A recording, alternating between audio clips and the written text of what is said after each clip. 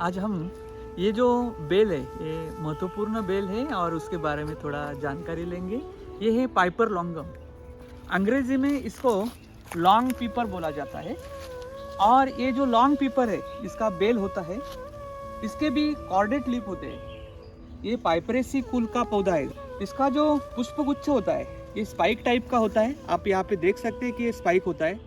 और ये जो पिपली है इसका जो इन्फ्लोरेसेंस है इसी को ही ड्राई करके बाजार में बेचा जाता है, लॉन्ग पीपर करके, पिपली करके।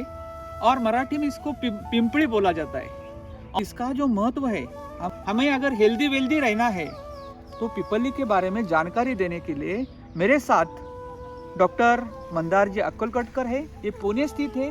हम उनसे पिपली के बारे में जानकारी लेते हैं।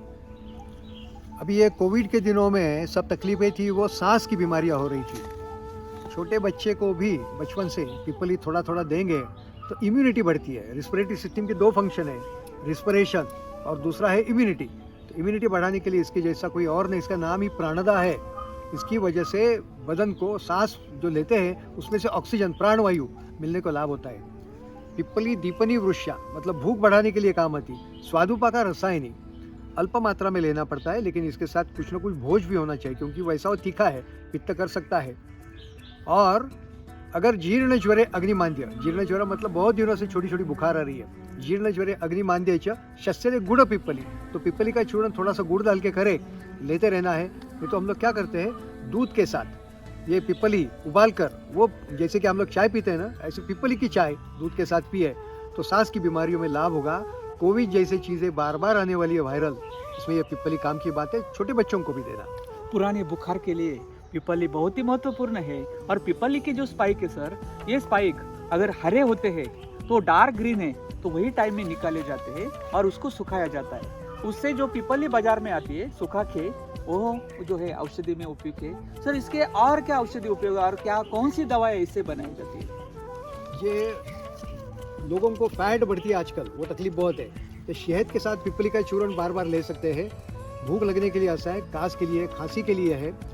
क्रिकेटू नाम की एक चीज़ बनती है, शुंठ मरीच और पिपली, उसमें ये पड़ता है।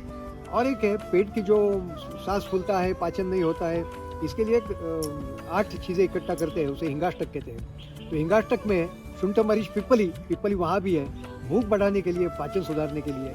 और जब बच्चा पैदा करती है कोई तो उसके बाद उसे जो गैस हो जाता है, वात वायु बढ़ता है, उसमें भी ये हिंगाष्टक काम का है। सर ये जो पिपली बेल है इसका खेती हमारे महाराष्ट्र प्रदेश में, हमारे जो है केरल में भी ये होता है, नॉर्थ ईस्ट में भी होता है। लेकिन इसका खेती हमारे यहाँ बहुत ही अच्छा क्लस्टर बन चुका है। हमारे अकोला अमरावती में इसका खेती हो रहा है। लेकिन खेती करना है तो उसका जो है तना जो होता है, तने के कटिंग से ये आ जाता है।